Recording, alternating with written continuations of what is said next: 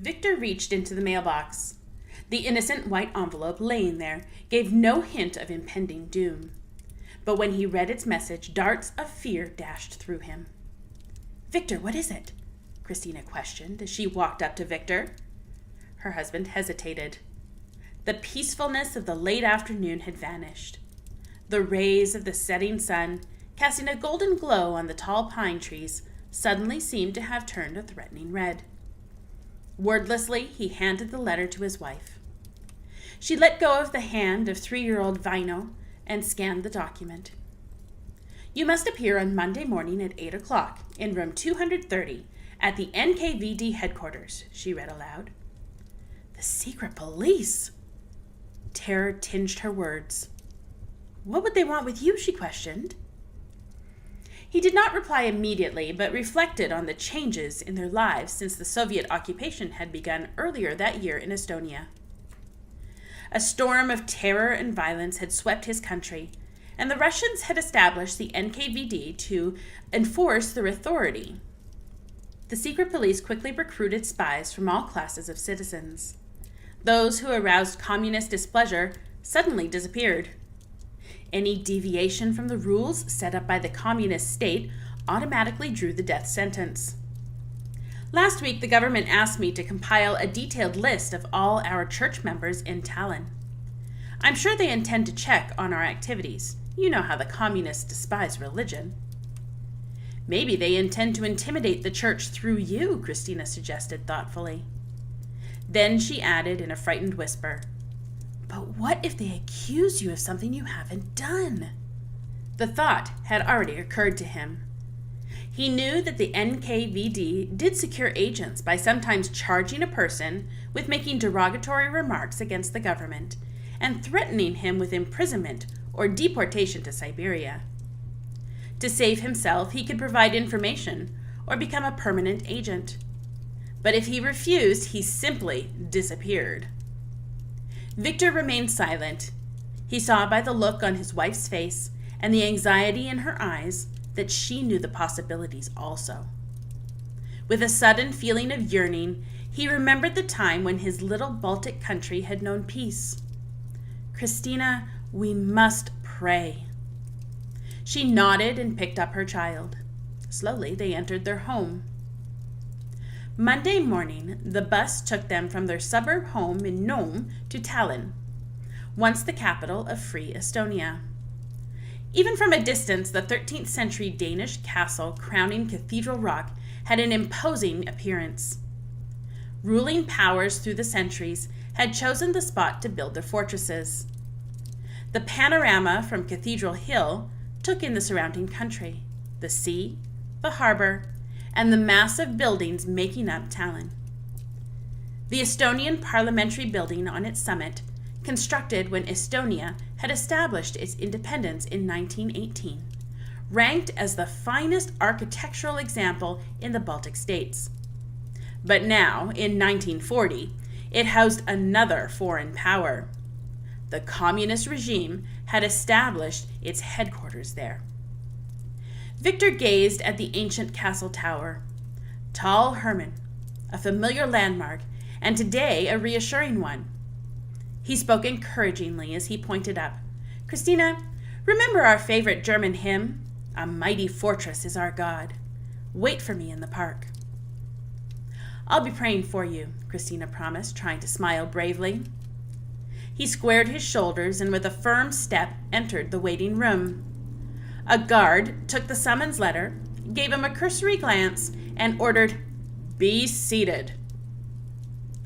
Moments later, the guard motioned him into an office. There, Victor faced an official seated behind a desk, who, without introduction, commanded in broken Estonian, "Tell me about the attitude of your church concerning our government. As a leader, you must know the thoughts of your people." This is it, Victor thought apprehensively as he glanced toward another desk, where 5 young men sat, ready to take notes. The official noticed his hesitation. "Speak freely," he ordered, then added menacingly, "Those who refuse do not leave this room alive." "The members of my church are law-abiding citizens. We do not mix in politics." Obviously irritated, the Russian launched into an ominous monologue. "Political involvement is important. Your lack of interest could count against you and your church. I remind you, we hold the power. Already, we have closed your school. We've nationalized your publishing house, and eventually we will close your churches." Victor knew that the man meant what he said. He had served as principal of a Christian school until the communists closed it. Then, assuming a church administrative position, he had only recently watched helplessly while soldiers loaded books from the publishing house onto a truck and confiscated all cash and bank books. "I advise you, with your best interests in mind, that you enter government service," the interrogator continued. "Sooner or later, you will lose your present job anyway. It's only a matter of time." The line of questioning unnerved Victor, and the careful note-taking by the other 5 men offered little comfort. But he tried to remain calm and prayed silently that the Holy Spirit would influence him to give the right answers. The examination went on. "How do you feel about the economic situation? How have your church members reacted to the scarcity of meat?" Hastily, Victor assured him, "Most of us are vegetarians, and the lack of meat doesn't concern us." He well knew that grocery stores and the open-air market had little left for local consumption. The Russians had transported almost everything to the Soviet Union. Victor's evasive, although innocent answers disturbed the official, who warned, "This visit must be kept secret, and you'll return next Monday." As Victor turned to go, the man added, "Your life will be in danger if you discuss this visit with anyone." Victor left quickly. Relief flowed across Christina's face as he joined her and Vino in the park. Visits with the nameless interrogator continued week after week, and always an atmosphere of suspense accompanied them. Christina did not know if he would return after each session. The NKVD had commanded him to spy on fellow church members in Tallinn. How long would they tolerate his non-committal attitude? Along with his regular work, Victor also attended classes to complete a graduate degree at the University of Tartu. He had met all course requirements before communist rule began, but now the government decreed that each student must take classes in Stalinism and Leninism before the university could grant a degree. Twice a week, he caught the 4:00 express train, which arrived just in time for his class. At midnight, he left Tartu on a mixed freight for the tedious return trip.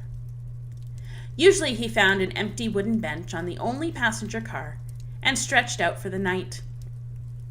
At 8 the next morning, he reached Tallinn and resumed his duties in the church administrative office.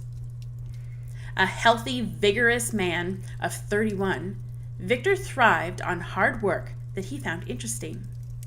But his present grueling schedule, coupled with the strain of his visits to the secret police, made him wonder how much longer he could keep it up. What will happen, he asked himself, when he reaches the breaking point because of my evasiveness? Another Monday, another confrontation.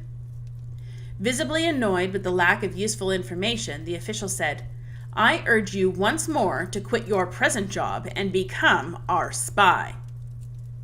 No. Victor's reply was quick and abrupt.